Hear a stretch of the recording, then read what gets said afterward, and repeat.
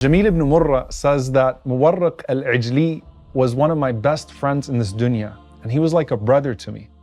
So one day I said to him, whoever of us dies first should come to the other in a dream and tell them about what's happening after death.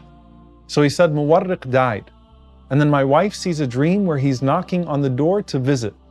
So she says, I open the door and I tell him to come in to see Jamil. And he says, but how can I enter when I've already died? I just came to tell Jamil what Allah has done for me, just like we promised each other. So tell him that he made me from the muqarrabeen, those who are so close to him. After birrul walidain, when it comes to your connection with people, the most important relationships are those that are forged for the sake of Allah. Barzakh is where you connect back to the family chosen for you in dunya and the friends that you chose in this dunya. And while you had no choice in the family that was given to you in this dunya, you choose who your friends are going to be in the barzakh. You're the author of your barzakh, remember? So maybe you used to blame qadr for the family that Allah subhanahu wa ta'ala gave you. But who are you blaming for the friends that you chose? So look around you now and then look at your phone. The people you choose to spend your time with, that's who's going to be your company in the barzakh and everything beyond. Al-mar'u ma'man ahab. A person will be with those whom they love. This means we can expect to be with those we chose to admire or accompany, from our closest companions to the celebrities that we follow online. But think of all the punishments of the grave and think of those that are known by those sins that cause them or those that call you to them. Then remove those people from your life now so that they're not a part of your life then. You will be on the deen of your closest friends, so be careful who you choose to be close with. And even if your friend is a Muslim, are they at the level you want to be? You can either be lifted up by them or dragged down by them. And those that gather upon darkness, whether it's upon gossip or greed, will find that darkness in their graves.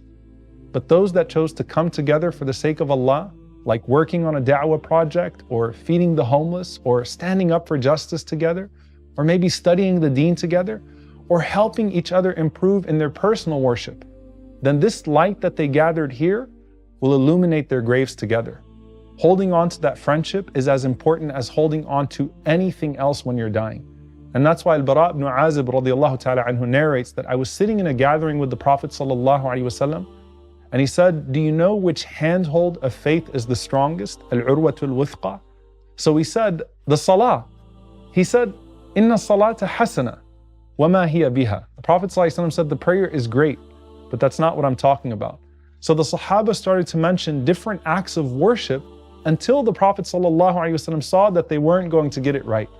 And then the Prophet ﷺ said, the strongest handhold of faith is that you love for the sake of Allah and hate for the sake of Allah. And just as a good friend will be there for you here in your hardest times, they'll still be making dua for you in your hardest time in the grave, if they survive you. And when we all make it to the other side, you'll hopefully find them once again right next to you. If those who love each other for the sake of Allah have pulpits of light on the Day of Judgment, then what do you think their graves look like? So do they meet and socialize with each other now? One of the companions of a scholar named Asim al-Jahdari rahimahullah says that I saw Asim in a dream 2 years after his death. So I asked him, are you dead? He said, yes, I am dead. He said, well, where are you? He said, I swear by Allah that I am in a garden of paradise where I and some of my companions go to the great Imam al-Muzani, rahimahullah, every morning and evening of Jum'ah. And I asked, well, do you meet each other in body or soul? And he replied, our bodies have decayed, وَإِنَّمَا تَتَلَقَّى الْأَرْوَاحِ. Rather, we come together in soul. And who do you most want to come together with? If you think of a best friend as someone who is there for you in hard times, who makes dua for you and who never forgets you, then who better than the Prophet ﷺ, even though you never got to live with him in this dunya. And that's why Uthman radiallahu ta'ala anhu, who did get to live with the Prophet ﷺ, when he was going through his most difficult test, under siege in his home, he goes to sleep fasting and reading Quran. And he sees a dream of the Prophet ﷺ with Abu Bakr and Umar, may Allah be pleased with them. And the Prophet ﷺ comforts him and affirms him. And then he says, Ya Uthman, aftir indana al-layla. Come break your fast with us tonight. And he wakes up and he was assassinated. I want you to think about this. Over 12,000 people were killed in Gaza last Ramadan alone. How many of them do you think broke their fast with the Prophet ﷺ?